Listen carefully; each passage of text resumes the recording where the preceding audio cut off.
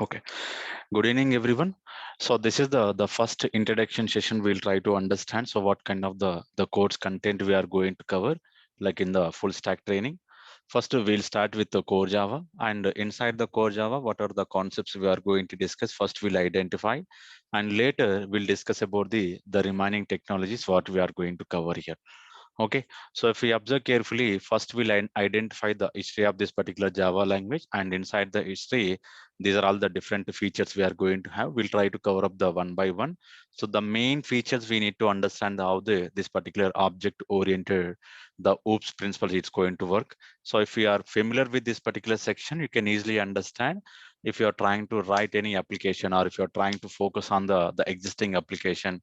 For example, if you're trying to develop the migrator application, you can easily understand how, like, what are the functionality they implemented internally, and as well as how the implementation, like how the particular code is going to the execute, the flow of execution, we can easily understand. So now you can think how much the OOPS principles are important here. Okay, and after this we will try to discuss about the variable sections here. What are the different type of variable we are having, and the scope of the each and every variable, how it is going to work internally.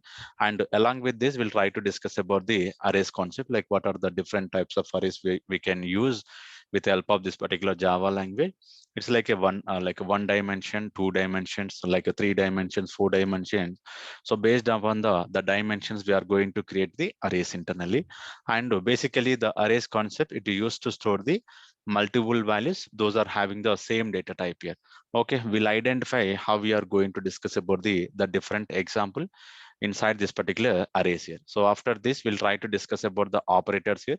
What are the different types of operators we are going to use here? So if we observe, like, mainly we'll focus on the arithmetic operators, as well as the some of the ternary operator is very important, because in the all the real-time applications we'll focus more on this particular ternary operator. So along with this particular ternary operators, we'll try to cover up the some of the relational and assignment operators here. Okay, so after this, now we'll try to move on to the loops concept. Like, we'll try to discuss about the control statement, like how we can come up with the if conditions and else condition, getting the point. So based upon the some conditions, we'll try to use the if and else here. Along with that, we'll move on to the switch cases. Like, along with the switch cases, we'll move on to the some of the loops. Like, whenever we are trying to iterate, like whenever we want to get the one by one value. So the concept we are going to use as a loop concepts here. We'll try to discuss about the different types of loop concepts, how we are going to use internally. And after this, we'll discuss about the classes information, because in Java, if I want to write single program or if we want to develop the application, it starts with the class. So without the class, you are not going to write a single line of statement here. So now you can understand how much this particular class is important here. Okay, so this particular section will try to discuss more example, like how we can define the classes, what are the data types we can define, and what are the syntaxes we can follow, like creation of the constructors, methods, variable declarations, and variable initialization. So everything we are going to discuss here. Okay, now you can think here, this particular section is very important. So once we completed this particular classes section, now we'll move on to the inheritance here. How this particular inheritance is going to work internally, what are the different types of inheritance we are having, and we'll try to cover up with the one by one. So this inheritance, so the inheritance is one of the our object oriented principle here. So we need to understand how this inheritance internally it is going to work. Okay, so after this, we'll try to discuss about the packages and interfaces. What are the types of packages we can create, and why we need to create this particular packages information. Okay, so while using this particular package, how we can differentiate the name of the different classes here, and without using this particular package, what are the drawbacks we are going to have, we'll discuss about the packages. So same way, we'll try to focus more about the interfaces, how we can create the multiple interfaces, what are the syntaxes we need to follow, and later we'll discuss about the differences between classes and interfaces, how it is going to work internally, and earlier how it was worked, and now with the help of this particular latest versions here, how it is implemented. Okay, these are all the different information we are going to discuss inside this particular packages and interfaces. And coming back to this particular exception handling. So exception handling is one of the important here, because in the real-time scenarios, we are going to write a lot of exceptions here based on the validations. For example, if we want to provide the username with help of some lowercase characters or uppercase characters with some numbers, or if with a special characters, these particular sections we are going to handle this particular exceptions here. If the condition is not matched here based on our criteria, we can throw an exception. The exception will handle the user friendly message here, because as a user cannot understand what kind of the message we are going to get from the our application. So now what we will do, the user friendly message we are going to convert from the language message here. So basically we'll get the language related message that can understand only as a developer, but as a user we cannot understand what kind of the message exactly it is. So now what we will do, those kind of messages we are going to reconstruct with help of this particular exception handling. Okay, so now you can think here how much this particular exception handling is important. So using these particular keywords we are going to discuss about the how this particular exception line internally it is going to work. So now you can see we'll try to discuss about the try and catch. Along with this particular try and catch, we'll try to discuss about the throws and throws keyword. Finally, we'll discuss about the one of the important example on this finally keyword here. Okay, and after this, we'll try to discuss about the multi-threading programming. Basically, the multi-threading basically, whenever we want to allow the multiple users at a time. For example, we have one e-commerce application. So initially we are going to allow the like 10 or 15 users, but whenever we have some offers, like something is going on the some festival related section, now what we can understand here, so the users may increase here. Whenever the users are increased, our application cannot stop here. So the application, it should run how many users are like accessing our application. So the concepts we are going to implement with help of this particular multi-threading here.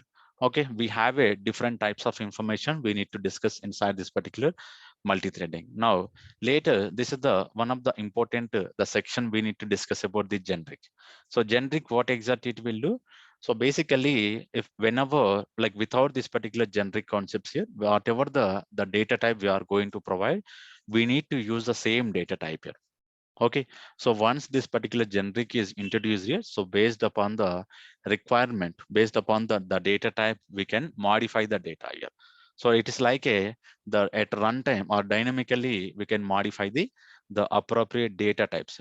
Basically, data types is very important concept in our Java language. If you miss the data type, so you are going to get the exceptions here. Okay, but the particular section using this particular generic we can avoid. Whatever the data type we are expecting, we can modify with help of this particular generic concepts here.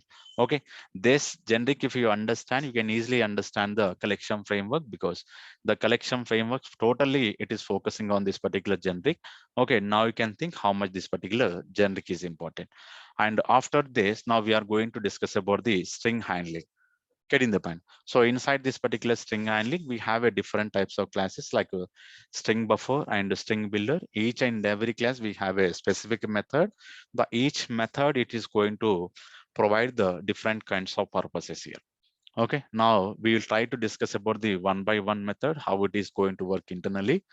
Now you can imagine this string is also one of the important section in the day-to-day development here. Getting the point. So day-to-day development, we'll try to write the string related example, and we'll write the exception lining, and we'll try to implement on the so this particular generic here, and we'll try to discuss about the packages and interfaces. So these are all the very important concepts here, because in a once you are moving into the any organization, you are going to write this in the regular basis here.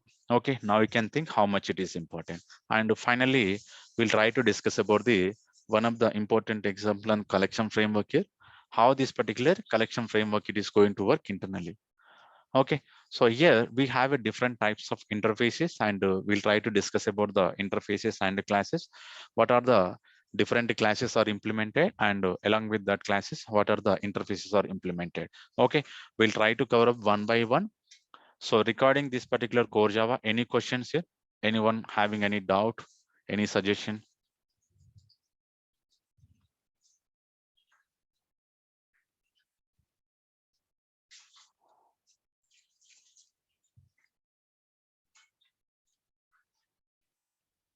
Okay.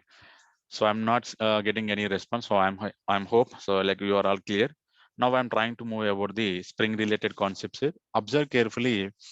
In the Spring, we'll try to discuss about the important sections here, like what are the why the Spring is introduced here. So what are the drawbacks of the previous languages, or we can call it as the frameworks here. Okay, and we'll identify after identifying the previous drawbacks here. Later we'll discuss about the versions here, like what are the different versions we are having, like 2.4, 2.0, 2.5, and 3.2, 3.0, 4.0, and 5.0. So these are all the different versions we are going to discuss here. We'll see. So if I'm not following the exact versions here, what kind of the exceptions we are going to discuss here, getting the point. So we'll see these sections in the daily day-to-day sessions here, but observe, we'll try to cover up the all the versions. And after this, we'll try to discuss about the core technologies. What are the core technologies we are going to cover? Mainly the main IOC container. Without the container, we are not going to write single line of statement in our Spring framework. So now you can think here how much this particular container is important. So we have a two types of container. We'll try to cover up the one by one, how it is going to work internally. So along with the container, we are going to provide the much information about the bean creations, how these particular beans are created internally. What are the steps we need to follow to create a bean here? Getting the point. So basically in the Spring framework, we are not going to create any object, but we'll try to share the information to the container, what kind of the object we are expecting here. Okay, so to perform the various operations, what kind of the object we need. So those information we are going to provide with help of the XML configurations, as well as we are going to provide with help of the annotations here. Okay, if you're trying to develop any applications in the recent years, all the applications are developing in the annotations here. So in the legacy application, if you observe, they used to implement the application with the help of the XMLs, but XMLs are like it's going to give the performance wise is faster compared to this particular annotation, but we need to follow a lot of syntaxes to implement the application in the XML here. So the XML, it is going to increase if I are trying to write the lot of syntaxes inside the XML. Because of that, we have a different types of annotations. We'll try to cover up the annotations. So nowadays all the annotations based applications are developing here. Okay, now you can think here how much this particular annotations as well as XMLs are important here. Okay, so this is, we need to understand this particular core, and coming back to this particular dependencies, we need to understand the what are the dependency injections we have. So we'll try to identify the constructor dependency and setter based dependency inject. So this is very important here, because in any application you are writing or you're migrating or you're trying to write a simple program, everything is going to work with the help of this particular dependencies here. So either we need to follow the constructor or we need to follow the set a dependency injection here. Okay, we'll try to cover up with multiple example how this particular dependency injection is going to work internally. And after this, we'll try to discuss about the bean scope. What are the different types of scopes we have? And we'll try to cover up the one by one. What is the differences between each scope, how it is going to work internally. Okay, so as I explained here, we have a different types of annotations we are going to use it. So this is the introduction about the annotations here. But once we completed the Spring, we can easily understand what are all the different types of annotations we have and what is the purpose of each annotations here. Okay, so coming back to the resources. So as of now, you cannot understand what exactly this resource will do. So basically, if you're trying to this particular resource, we are going to use inside the Bean factory. Bean factory is one of the our container. So container is depending on this particular resource. We'll see with the example how this particular resource are going to use internally. Okay, so same thing like a validation. So validations basically, whenever you're trying to work with like a front end applications, the username should contain some characters or length of characters, uppercase, some lowercase. If you miss the particular pattern, we are going to throw the validations here. Okay, it's like a required fields we are going to maintain, like the required related information, as well as if the username is like exceeded the number of characters, whatever the characters we are going to provide. So in that case also we need to throw the validation messages here. Okay, so those sections will cover up under this particular Spring 3 validation. So now after this, we'll move on to this particular data access. Data access basically will try to connect with the databases to store the data, whatever the application we are going to implement here. Okay, so here we'll try to cover up with the different templates here, like one of the template like JDBC template. Later we'll discuss about the named parameter, and finally we'll discuss about the Hibernate. First, we'll come up with the basic introduction about the Hibernate, how it is going to work internally. And finally, we'll connect with the Spring with Hibernate. So how the integration part we can do with the help of this particular Spring. So everything we are going to discuss inside this particular data access. And same thing now you can see, if you are trying to connect with the JDBC, these are all the different template we are going to use. And the same way, if you are trying to connect with the ORM related tools here, like Hibernate or JPA, how we are going to discuss. This is the different database frameworks we have. We'll try to discuss one by one. And later, and using this particular web services, email and JMS, we are going to send a notification related sections here. How the notifications is going to work internally with the help of this particular Spring. We'll discuss about this particular remote web services related sections here. And finally, we'll move on to the web. Web basically, it is a MVC related applications we are going to develop here. So inside the MVC, we'll write the like UI related frameworks as well as the backend related sections here. So everything it is going to integrated with the help of this particular MVC. So whenever we are trying to send in a request from the browser, so how it is going to how it is going to communicate it to our application, from the application how the data is going to store into the database. So everything we are going to discuss inside this particular web here. Okay, so inside the web we have a different types of concepts we need to discuss one by one, how it is going to work internally. And after this, now what we will do, we'll move on to this particular dependency injection. Sorry, this is Spring Boot related concepts. So after this we'll try to discuss about the Spring. So any questions? Any questions on the Spring?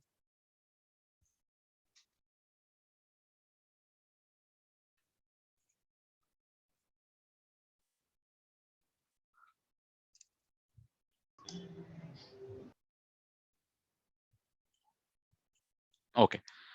So now we'll try to discuss about the Spring Boot here.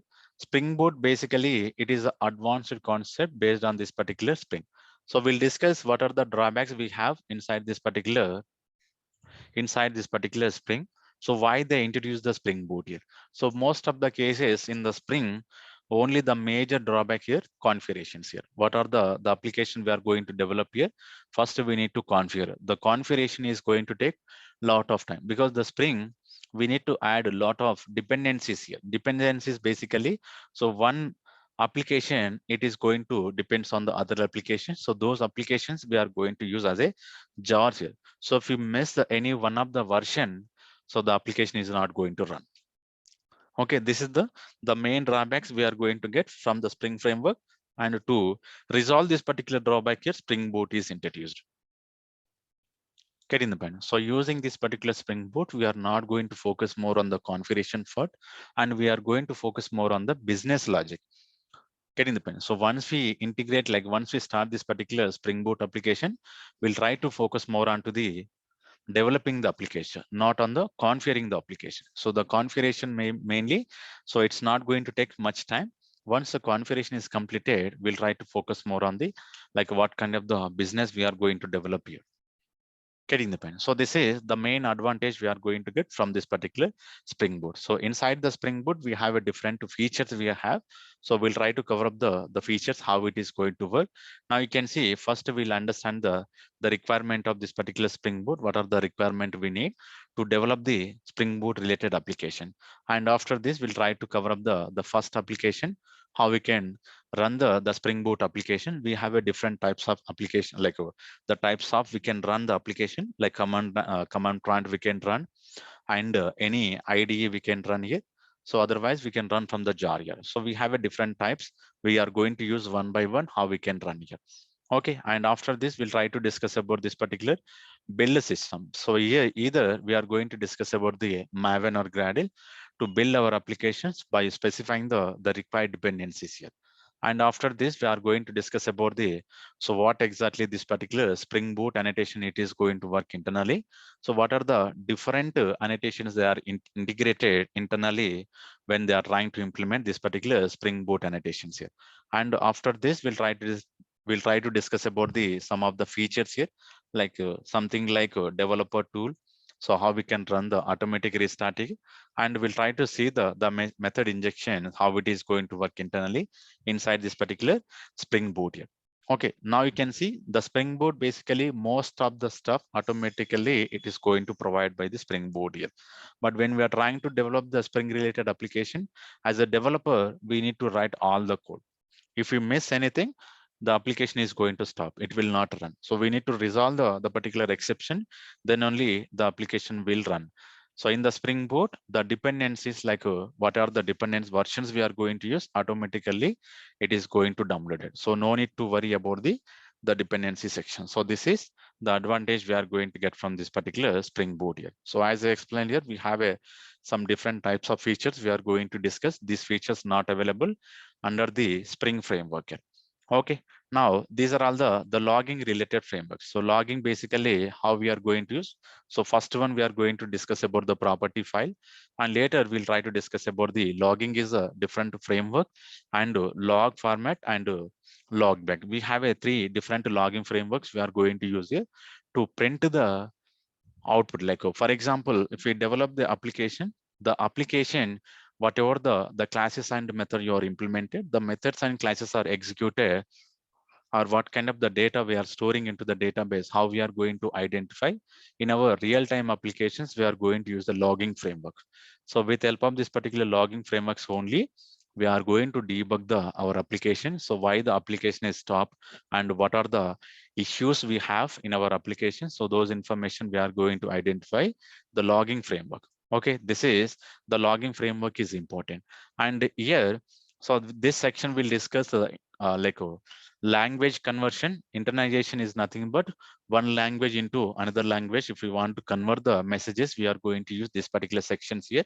Now, if I want to convert English to France or English to Germany, any other country languages, we are going to use this particular internalization. So the messages are going to convert it into the particular country code here. Okay, so this is the internalization we are going to use, and JSON here. So JSON, basically whenever we are trying to integrating two applications here, this particular format we are going to use it to store the data into the each and every application here, because one application to another application, we are going to pass the data here. So the particular data, we are going to make the format inside this particular JSON here. So we'll see how this particular JSON it is going to work internally, and what are the annotations we need to use whenever we are trying to converting our Java object into this particular JSON format here.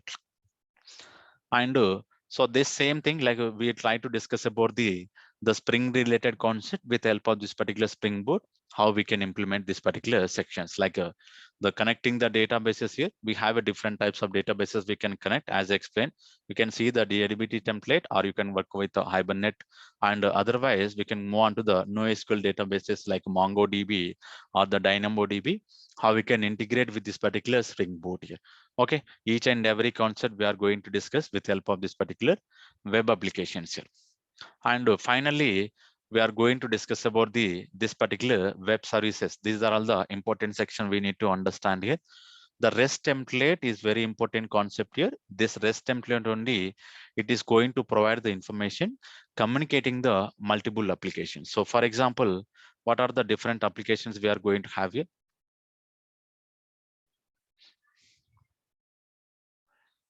Here, so this is one application one, and this is the application two. So from application one, now what I will do, application two, I'm going to communicate. This over the network communication is just going to happen with help of this particular REST template here. Getting the REST template is going to play important role to convert the one data type into, like one object into the another objective. For example, here I'm trying to create what we can call it as a person related. So this particular person information I'm trying to store into this particular A2 application. Getting the point. How we are going to use with help of this particular REST template as a parameter, we are going to pass this particular person information. From this particular person, it is going to store into this particular A2. And here we are going to use one of the important concept to call JSON also. Internally, the object is going to convert it into the JSON format, and this particular JSON again, it is going to convert it into the our Java object. Okay, so here we are going to use the same Java object here, and over the internet we are going to use this particular object is converted into the JSON, and the same JSON again it will convert it into the Java. So for example, this application is developed with the different technologies. For example, it is a Python. If it is developed in the Python, what happens internally? So the Python object now it will try to convert it into the JSON. Okay, the same JSON now it is trying to communicate it to this particular A2 application. But A2 application now it is implemented with help of our Java language. Now what happens internally? So using this particular JSON, we can easily convert it into the Java. But from the Python to Java, so it is difficult to convert the object here. But using the, as a mediator, we can easily convert this particular section here. This is one of the important the format we are going to discuss here, how it is going to work internally. But now observe how this particular, now we can think how this particular REST template is going to play important role. Okay, after this we are going to discuss about the email, how we can send an email here, and finally we'll try to discuss about the like web services. So far REST template, like what is the web services we are having. So we'll focus on the REST related web services, because all the applications nowadays they are trying to discuss about the REST related web services, not the SOAP related here. Okay, these are all the Spring Boot related sections here. So any questions?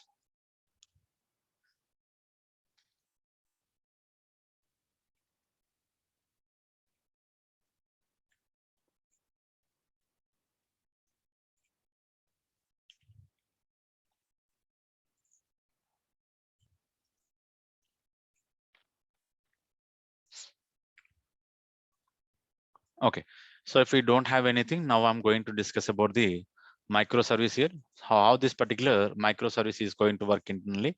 This is, we need to understand very clearly. So observe carefully what I'm doing here. So why the microservices are introduced here? Because if we observe, first they introduced this section called Spring here.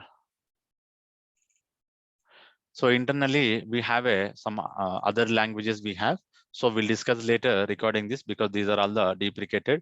Now you can think here Spring is introduced from the Spring. So again, Spring Boot is came. So from the Spring Boot, now what happening here with the help of this particular Spring Boot. So whatever the functionality we have inside the Spring Boot, so while using this particular Spring Boot, they implemented one of the important section called microservices. Okay, so before this particular microservices, what are the approach we are going to follow? Something like a monolithic application. Monolithic application is nothing but we'll have a one database. Okay, so this is the one database we are going to use, and one application like one version control. Version control is nothing but either Git or SVN. Getting the point? Either we are going to use Git or SVN. So what is the purpose of this particular Git or SVN? It will try to store the code. Whatever the code we are going to implement here, will push into this particular SVN or Git here. Now, if you observe, we have a different types of module. For example, this is the core module. Okay, so this is the core module, and you can see this is something like a product module. Okay, this is the different module, and now you can think this is the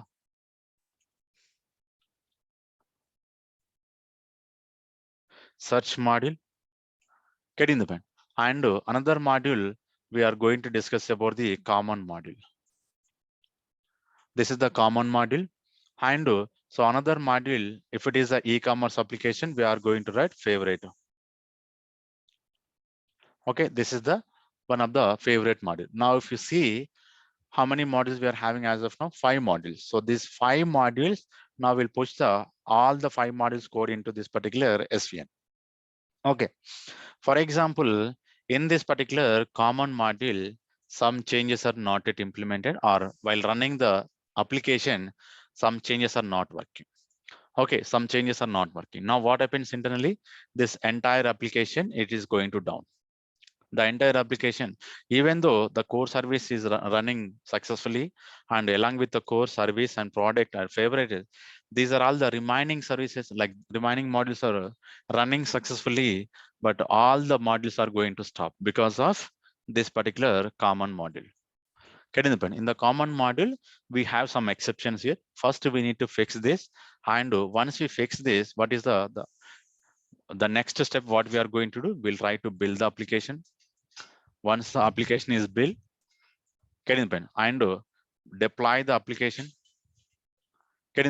So once application is deployed, we are going to test in the different environments here. We have a different types of environments, something like we'll focus on the QA related environment.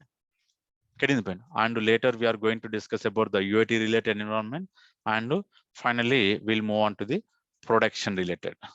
Now you can see, so because of this particular common, now what we are doing here, we are trying to fixing the issue and building the application. Once the build application is completed, we are deploying into the different environment like QA, UAT, and production. So these are all the steps. These steps are going to repeated multiple times. These steps are going to repeated multiple times. For next time in the service, if you get any exception, so next time if you get any correlated exception, now what happening? The application, it's going to down. If you get any exception, the application will not work. Because of this particular some exceptions here, the application will down here. And the what happened basically, we are going to lose the business here. This is important here. So you can think here. So e-commerce application. So inside the e-commerce application, we have a one website here. Okay, here we are having the website here, something the user is trying to submit here. While submitting, he got an exception. Whenever he got an exception, he cannot move.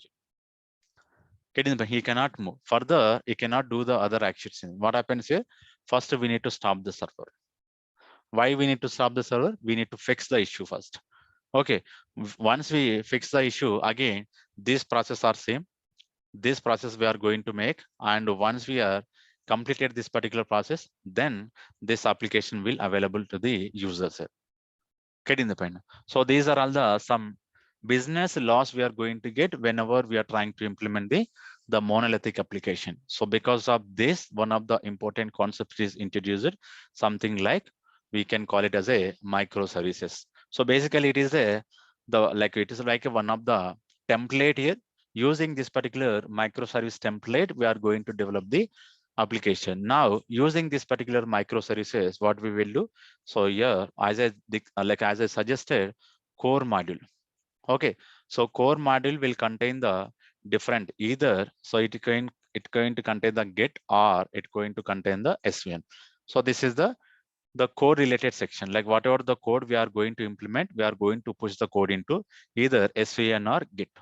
Okay, and here for this particular core module, we are going to use the separate database. So for this, we can go for the Oracle. Okay, and what I suggested, another module, product module. And the same thing, this is also applicable here, Git and SVN, anything we can use it. And this particular DB, we can go for the anything like MySQL. Okay, so MySQL. And here, what is another one we can use it? So what I suggested, something like a common. Okay, this is the another one. Here, Git or SVN, anything we can go for. Same thing here also we can go for Git or SVN. And here, different database, something like a Postgres. Okay, Postgres we can use. And another service. So if we are having any other services, like if it is a e-commerce application, we have a different. So same thing, like a core will be the same, and product will be the same, and common, if you are required, we can go for the common, otherwise we can delete. And we can go for the checkout related one service we can implement, and track related one more service we can implement, and transaction related we can implement one more service.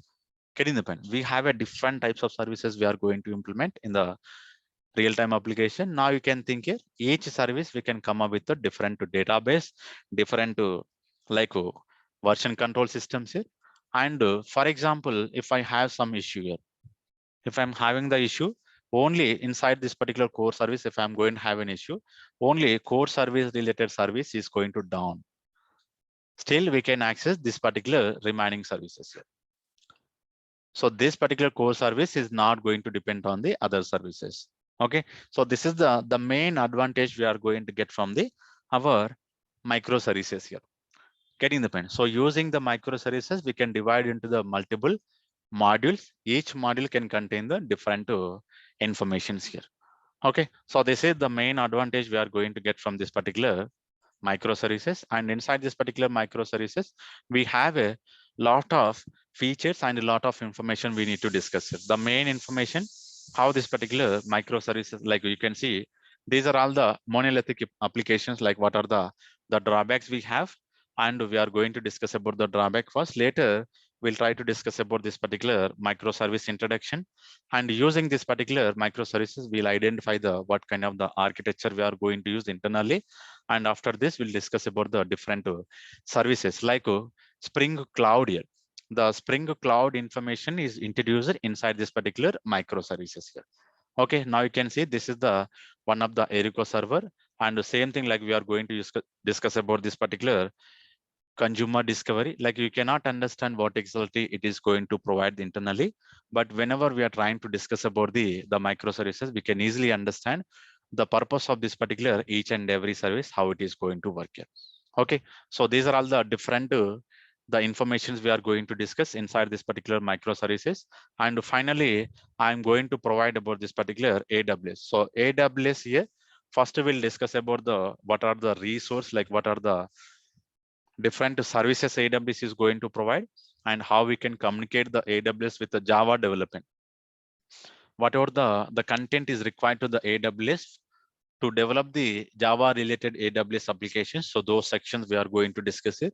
Now, if you see inside this particular AWS, what we can do with the help of this particular AWS, and later, now you can see the how much it is the cost and exploring this particular AWS services, and how we can create an account here, and how we can create an infrastructure inside this particular AWS. After completion of this, we'll try to use the EC2 instance and EKS instance. We have a different types of instance we are going to have. After this, how we can communicate the SDK. So this is the main time we are going to focus. So this SDKs are very important here. So to communicate the Java related application with the help of this particular AWS. So AWS is providing the own libraries here.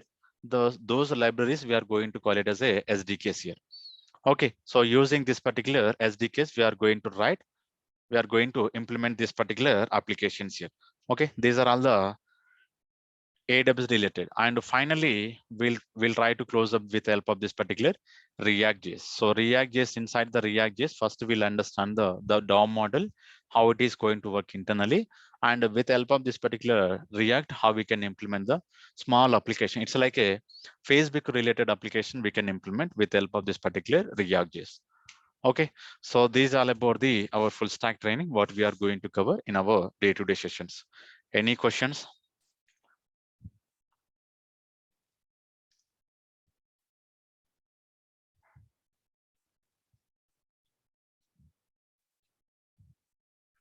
Hello, sir. Like, how many days it gonna take to complete the course, and it is and how much duration, and like, it's daily classes is 1 hour, or it's like how the course gonna go? So like daily, we are going to discuss more than 1.5 hours. Like Monday to Friday, we'll have a sessions here. So minimum, it is going to take 2 months. So maybe it's going to extend here. Based on our availability, we can, like if the course is it's going to pending something, we'll try to continue more than 2 hours, like 2 months. So you can And expect 2 months. okay, and also like actually full stack course means like it should be also include like an the front end part too, right? So front end for if I'm going to include, it is going to take a lot of time, and as a backend developer, it is not required. Basically, in the real-time applications, so if you are understanding this particular React.js, you can easily understand here how the HTML and how the CSS is going to work internally, and HTML and CSS, how we are going to integrate it with the React.js. Okay, but as a backend developer, we are not going to develop the entire front-end related application. But in case if we think any missing, or if we want to provide the enhanced related functionality, so in that sections only we are going to implement the Java related, like the UI related stuff here, because we are fully busy with our backend development here. But why we need to learn this React.js here? So React.js basically, for example, where is the draw? Okay, so this is the one application. So now you can imagine Facebook related application. So here now what I'm doing here, I'm trying to click on the submit. But whenever we click on this particular submit, internally it is going to communicate it with our backend application. And here we need to understand the flow, what kind of the information it is missing, any exception we are getting, and what are the exception we are getting, and why it is we are getting an exception, what is the root cause here. Okay, and if we have any exception, but we'll identify the front end code, we'll fix the particular exception. Because your and some organization, they will give you the option to develop the front end related, and some other organization, they are not going to give the option to develop the front end here. But we need to be ready what kind of the organization we are going to get, and we need to develop the front end as well as back end here. But everything I'm going to cover inside this particular React.js, how we can develop the front end related applications here, and how we can integrate it with our back end here. So using the Spring or Spring Boot, whenever they are trying to submit, and whenever we are trying to return the data, how we are going to show in the UI pages here.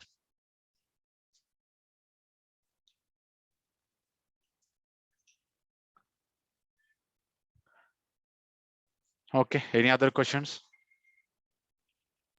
Okay, thank you.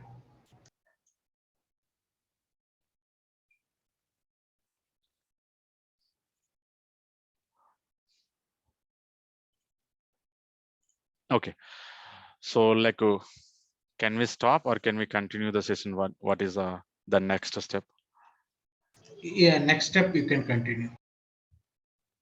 Okay, so if I want to continue, first we need to start with our core Java. So the core Java, basically, first we need to understand this particular, the features, whatever the feature I suggested here, we need to understand the core Java. Okay, so as I explained here, core Java, basically, it is coming from the C and C++ syntaxes here. So what are the C and C++ syntaxes we are going to use? From the C language, getting the point. So most of the data types, whatever the data types, if you are aware of the C language here, you can easily understand what is the data type and how the data type it is going to initialize internally. So we can easily understand, but other no problem, we'll try to cover up one by one how it is going to work. But just I'm sharing the information. Java language is taken the some of the syntaxes from the C as well as C++. From these two languages, they copy the syntax and they implemented the our Java language here. Okay, this is we need to understand here. So after this, we need to discuss about the features here. So before going to discuss about these particular features, now we need to understand the creation when this particular Java is introduced here. So this is important here. The Java is introduced in the 1991, getting the point. So the initial version, it is taken around 18 months here. Getting the point. So these are all the 5 people are implemented this particular Java language here. So this particular 5 people, so James and Patrick, so Chiris and Ed Frank and Mike. These are all the 5 persons they like implemented this particular Java language under the organization of Sun Microsystems here. Okay, now once this particular the initial version is released here, what happened here? So in the 1995, they renamed it to this particular Java. So they are trying to focus more on the initially days on the like electronic related applications here, not on the internet related applications. So this is important here, electronic related devices. So the find out the performance about the devices here. If we want to scan, if we want to print something, so those applications they developed with help of our Java language here. Okay, now you can see what is the initial name of this particular Java they provided as a OK, and So they renamed into this particular Java in 1995. So these are all the basic information we need to understand here. So who is the author of this particular Java language and when the Java is introduced here? So what is the name of this particular Java initially? Okay, after this, we need to understand this particular feature. So basically, if you know the syntaxes, Java is very simple, but mainly we need to focus on the syntaxes here. So the syntaxes, you need to understand very clearly how this particular syntaxes are going to work internally and what are the different types of syntaxes we need to follow. Okay, this is important. And after this, now if you observe, this is the one of the feature we are having simple that this particular feature, it is going to mainly on the syntaxes and secure here. So basically this Java internally, one of the important concept it is going to use something like applets here. So using this particular applets, we are going to get security here. Getting the point. So in any browser, if nowadays whatever the browser we are having inside this particular browser, applets are running. The applets will give you the more security here. So for example, if you are trying to providing the sensitive information, something like username or password, something any debit card related or bank related information. So this information, it is going to capture by the our applets here. So because of this particular applets here, we are going to get more security here. And another one, what we can understand here, portability. So basically the portability, how it is going to work internally, this is, we need to understand here. The portability, it is going to give the application performance here. Getting the point. Now, if you're trying to develop the application here, getting the point. Now you're trying to develop the application should run in the all the days, even though the remaining services are upgraded with one version into the another version, we are not going to get any conflict here. It should run successfully. Getting the point. And along with this, internally, so it is going to take care of the threads and CPU memory, everything. It is going to understand by the particular feature called portability. Okay, so this is very important here because one application we developed here, the application, it is going to run in the all over the world. For example, you can imagine e-commerce application or any website here. Okay, anything you can select here. What happens internally as a user, we can access from the different countries. So this is the one country, this is the another country, from different countries and different network system as well as different computers here. Getting the point. So but still our application is going to run without getting any exception. The application, it is going to run here. So this is the main advantage we are going to get with help of this particular portability here. Okay, even though different operating system here. So this will not focus more on the operating, it's going to work on the Windows or Linux, any whatever the nowadays operating systems are it's coming.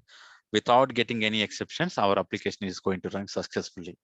Okay, this is after this, as I explained here, object oriented. So as we discuss here, we have the main feature, this is object oriented here. We'll discuss about this particular object oriented later here, because everything we are going to write in our Java language as an object. Without an object, we are not going to write single line of code here. But as of now, we cannot understand what exactly the object it is going to contain internally. Okay, we'll try to cover out one by one session how it is going to work internally. But now you can imagine object oriented internally, whatever we are going to write here. So everything it will converted as an object. Based on the object only, we are going to run our applications. Okay, and so another one here, robust here. So security here. So this is also strongest application. Using this particular Java language, we can develop our strongest applications here. This is very important. How we are going to develop the strongest application? So using the different, what I explained here, exception handling and multi-threading collection framework. Okay, so using this particular important section, we are going to develop our strongest applications. And along with this, we have another important section, object to memory allocation and deallocations here. Whatever the objects we are going to allocate here, once the object is used, the object is going to destroy from the memory locations here. Okay, these are all the four important sections we have in our Java language.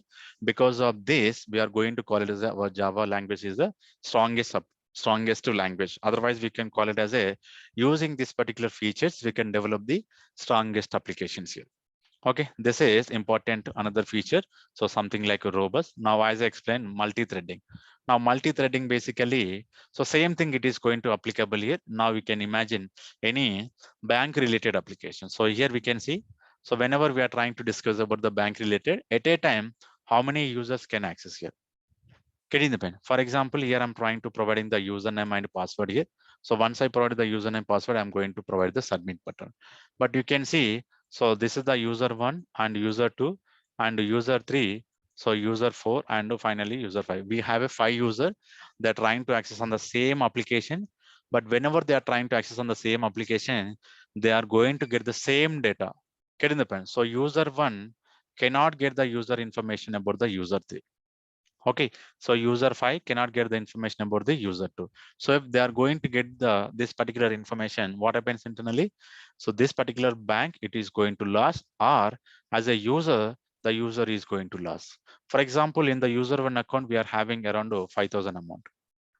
Okay, 5,000 amount. So this particular 5,000 amount, if it's going to shown by the this particular user 5, so user 5 is having around 50.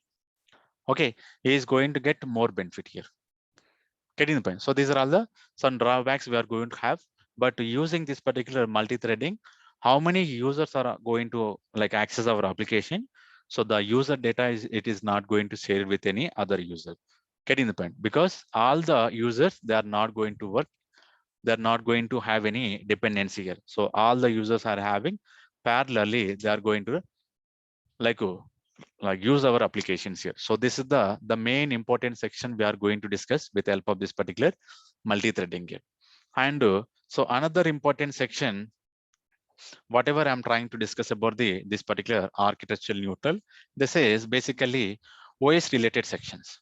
Here, with the help of this particular Windows 7 or Windows 8, you are trying to develop the application.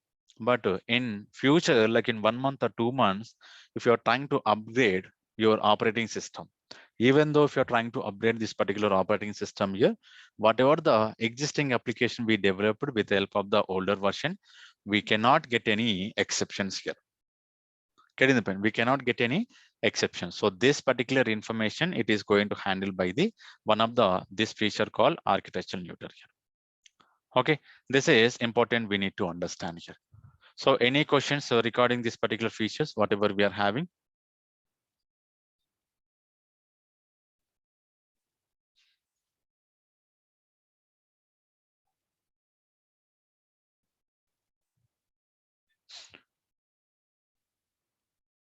Okay, now we'll try to discuss about the versions here. Getting the point? These are all the up to 1.8. We are going to discuss this particular Java, core Java related versions here. So once you are familiar with 1.8, you can easily understand the upcoming versions like 9, 10, 11, whatever the versions we are having, we can easily understand the what are the enhancements are happened in the latest versions here. But up to this particular versions, we are going to focus one by one how it is implemented internally. Okay, now you can see most of the stuff 1.20 and 1.1, most of the stuff are same here. Only minor changes they implemented. But now you can see the naming conventions also implemented here. From the 1.2, they provided as a J2SE. Okay, the name of the Java language they used to call as a J2SE, something like Java 2 Platform Standard Edition here. Getting the point? So don't confuse this because based on the versions here, they provided the naming conventions here. And whatever the information they provided here, they're having Swing and collection framework here. They introduced the Swing and collection frameworks inside this particular 1.2, and inside the 1.0 and 1.1 also we have a collection framework. So those section we'll call it as a legacy classes here. But 1.2, from the 1.2 onwards, whatever the collection frameworks they implemented, still we are using those particular collection framework classes and interfaces here. So this is the important information they implemented, and along with this they remove the some of the methods here. The suspended method remove, like a resume and a stop method they remove from the thread class. So if you see this particular method will not available inside this particular thread class here. Okay, you cannot understand what exactly it is contained here because these are all the some enhancements happen in the 1.1, 1.2 from onward they implemented some other changes here. Okay, 1.3. So in the 1.3 we don't have the major changes here. So we have some minor changes here that is not required here. But now you can see in the 1.4, we have a exception information as well as input and output informations here. Okay, file input stream and file output stream related example, they introduce this particular 1.4 onwards here. Getting the point. So as I explained here, exception handling, the exception handling inside the exception handling, some of the additional information added inside the 1.4. So what is the biggest change here? 1.5. Okay, 1.5 is the biggest change and 1.8 is the biggest change. And later 1.11 is the biggest change. So remaining are the minor changes here. We can easily understand what are the changes are happening. But 1.5 and 1.8, sorry, 5 and 8, 11. These are all the main important here. Okay, so up to these two, we are going to discuss what are the major changes we have. And once you are familiar, you can easily understand what are the 11 changes we are having here. Okay, so now you can see in the 1.8, we have a different the like Lambda expression, Stream API, Java util packages, and default implementation, and some of the functional interfaces. And the same thing inside this particular 1.5. So the main concept generic they introduced here, and they come up with the annotations. Whatever the annotations I explained in the demo session, the Spring related, the Spring annotations are they introduced with help of this particular syntax, annotation syntax. If you open any annotations internally, they implemented with help of the Java standard syntaxes here. Okay, and later they come up with auto boxing and auto unboxing here. So if you are familiar with the data types here, we can easily understand this auto boxing and auto unboxing, how it is going to work internally. Okay, and we'll discuss about the var concept and static info import here. Okay, so so far you cannot understand what are the this particular enhancements are happen in the each and every version, but day to day you can easily understand here. So once you come back to this particular initial version, the class what we are discussing now, you can easily understand what we are going to discuss in the day-to-day sessions here. So generics, what exactly the generic will contain, and what exactly the annotations we are going to implement here, and what exactly the auto boxing and auto unboxing will contain internally. So we'll try to cover up the one by one. You can easily understand once like 10-15 days the classes are completed, you can go come back to the whatever we are discussing the recorded session. You will get to know how this particular sections are implemented internally. Okay, so these are all about the versions informations, and we discuss about the features informations. So any questions here?